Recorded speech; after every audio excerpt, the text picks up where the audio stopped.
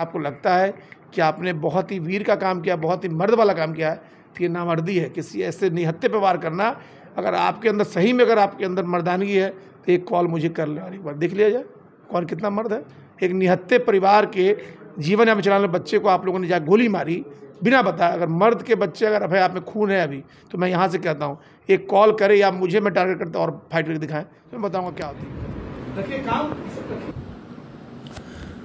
मिंची हत्याकांड से पूरा बिहियां के व्यवसायियों में दहशत का माहौल बना हुआ है। अभी तक अपराधी पकड़ा नहीं गया। नगर पंचायत के मुख्य पार्षद फरारी होने के चलते मिंची के परिजनों से नहीं मिल पाए थे।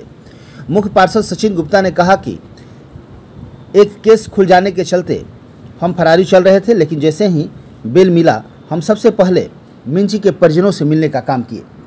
हम आपको बता देना चाहते हैं कि सचिन गुप्ता जो कि बिहियां नगर पंचायत के मुख्य पार्षद है, तमाम पार्षदों को लेकर मिंची के परिजनों को 50,000 रुपये का आर्थिक सहयोग किया और उनकी पत्नी को नगर पंचायत में नौकरी देने का भी आश्वासन दिया।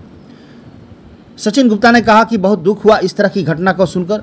इसके लिए हम लोग एसपी साहब के पास जाएंगे और बहुत जल्द मिंची के हत्यारों की गिरफ्तारी होगी और वह राज खुलेगा कि आखिर मिंची की हत्या क्यों की गई। और भी बहुत सारे तथ्यों पर सचिन गुप्ता ने प्रकाश डाला। नगर पंचायत में विकास को लेकर भी बहुत सारी चर्चा हुई।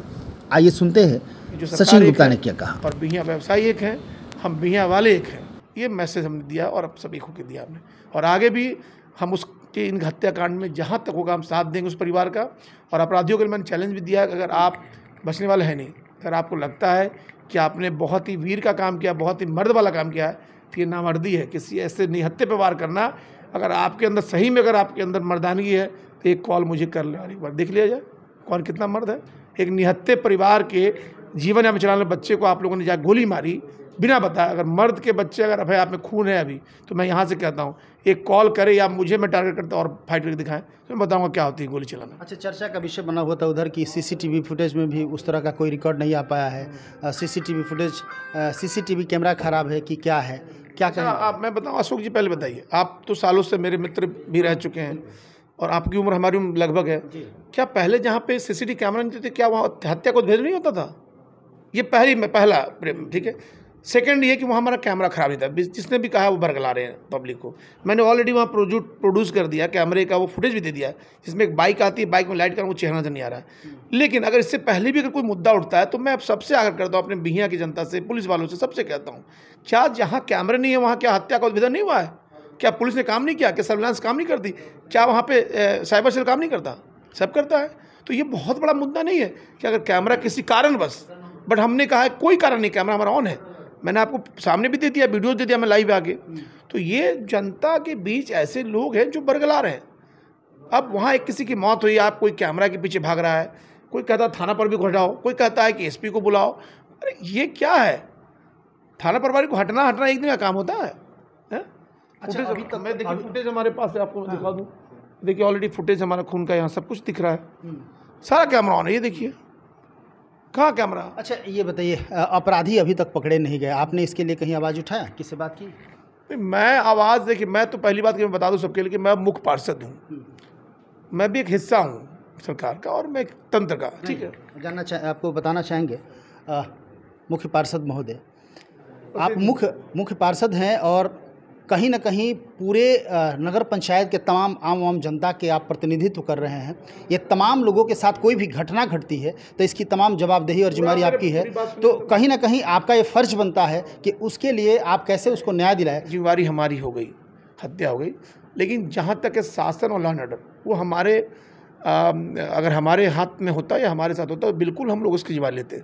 मैं जिम्मेदारी लेता हूँ, फिर भी मेरे रहते हुए हमारे प्रशासनिक लोगों के द्वारा ये जिम्मेदारी किसी की नहीं होती है। हत्या कभी भी कहीं किसी की हो सकती है। लेकिन आम आदमी प्रशासन से बात नहीं कर सकता है, एसपी से बात नहीं कर सकता है, डीएसपी से बात नहीं कर सकता है, लेकिन आप चूंकि जिस ओहदे पे हैं, यहाँ की जनता ने आपको चुना है, तो कहीं ना कहीं आपकी जवाबदेही और जिम्मेदारी बनती है कि आप जाके एसपी से बात करें। जब मैं खुद उनके परिवार को जाके जब मैं सहयोग राशि दे के आ रहा हूँ, नौकरी दे, तो बिल्कुल उनके अपराधियों तक मैं तो खुद ही बोल रहा हूँ सामने, तो बिल्कुल है। लेकिन मेरा ये कहना था कि मैंने अभी एसएसपी साहब से बात की है, मैं कल उनसे मिलने जा रहा हूँ एसपी साहब से, और डीएसपी साहब से हमारी बात हुई है प्रोसीजर में। हम कल उनके पास जाते हैं, अगर उनकी तरफ से कहीं भी कोई पॉजिटिव नहीं आती तो निश्चित तौर पे इसके लिए प्रोटेस्ट भी होगा, मांग भी करेंगे, हम डीजीपी तक जाएंगे।